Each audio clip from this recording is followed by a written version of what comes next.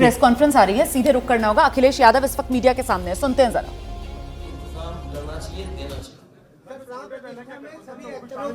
दिया जा रहा है आलिया भाई, रणबीर कपूर। मैंने अभी कोई हाल में किसी की फिल्म नहीं देखी।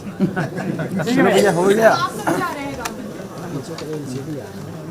जब भगवान बुलाएंगे तो जाएंगे, और भगवान अब यहीं रहेंगे, वो कहीं नहीं जाएंगे। सर 69,000 शिक्षक भर्ती वाले जो अभ्यर्थी हैं, ये इको गार्डन में 15 ये लालजी वर्मा जी बैठे हैं सदन में, कितनी बार पूछा इनसे। ये बैठे हैं इंद्रजीत सरोज जी, इन्होंने सदन में पूछा।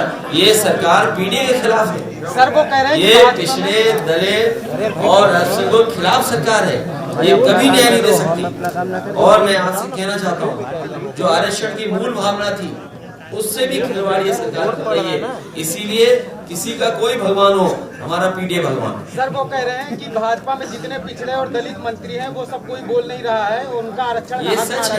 ये खराब बात नहीं कह रहे हैं बच्चे, वो सही बात कह रहे हैं। वो मौन है सब, उनका मास्क अभी हटा नहीं है। कोरोना चला गया है, लेकिन 69,000 के बच्चों के सवाल पर उन्होंने।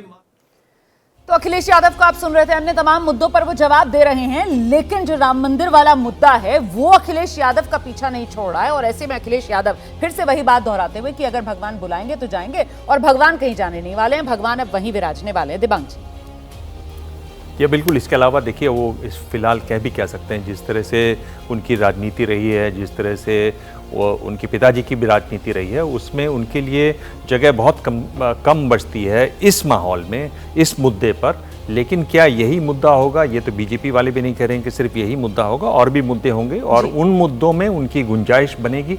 पर ये एक बहुत बड़ा मुद्दा है, और फिलहाल जब तक इसकी प्राण प्रतिष्ठा होती है तब तक तो ये बहुत ज़्यादा उछाल पर रहेगा, उबाल पर रहेगा। तो इस समय वो फिर भी अपना ये पोस्टर लगा के एक तरीके से जवाब देने की, एक तरीके से उसको समझने की, उससे सुलटने की एक कोशिश कर रहे हैं अखिलेश यादव। कम से कम इतना जरूर दिख रहा है, सुनाई पड़ रहा है विपक्ष के नेताओं के बयान से कि कहीं ना कहीं वो डरे हुए हैं। उनको इस बात का एहसास है कि ये राम मंदिर वाला मुद्दा जो है नुकसान पहुंचा सकता है। बिल्कुल, ये ठीक बात है कि उनको इस बात का डर है कि इसका नुकसान हो सकता है। लेकिन मैं इसको फिर भी ऑफिशियल नहीं मानता, क्योंकि ये पोस्टर या होर्डिंग जो लगा है वो पूर्व प्रदेश सचिव का है। यदि समाजवादी पार्टी को करना था तो अखिलेश जी लगा देते, इस पर नाम अखिलेश यादव का होता। तो अभी उसमें भी एक कंफ्यूजन है, एक डर है। अखिलेश यादव ने ये भी बोला, विजय जी आप ही इस बात को आगे बढ़ाइएगा कि किसी का कोई भी भगवान हो, हमारा भगवान पीडीए है। वो ये भी बोल रहे थे अभी प्रेस कॉन्फ्रेंस में। उस पर चले ना, उसमें कोई दिक्कत ही नहीं। मैं यही बात कर रहा हूँ कि आप इस बात पर कन्विक्शन रखें। और मैं इस बात से भी सहमत हूँ जो दिबांग जी कह रहे हैं और अभय जी कह रहे हैं कि जरूरी नहीं कि केवल एक ही मुद्दा हो, लेकिन ये एक बहुत बड़ा मुद्दा होगा, और उसमें ये एड ऑन फैक्टर के तौर पर है। सरकार का जो पहला मुद्दा है वो गारंटी की गाड़ी है, जिसको वो आगे बढ़ा रहे हैं। और उसके साथ जैसे अभय जी ने कहा, बैकग्राउंड म्यूजिक जो है ना बहुत इंप्रेसिव है राम मंदिर का।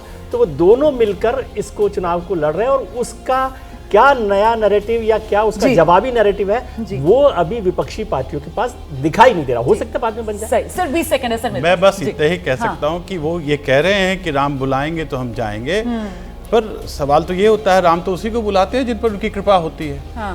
तो क्या ये मान के चले कि उन पर कृपा नहीं है, या ये वो मान के कह रहे हैं कि हमारे पर कृपा नहीं है इसलिए नहीं जाएंगे?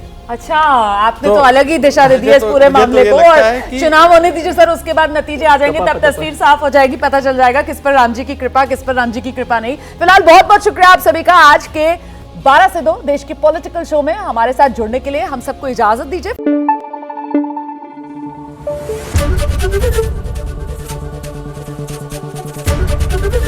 एबीपी न्यूज आपको रखे आगे।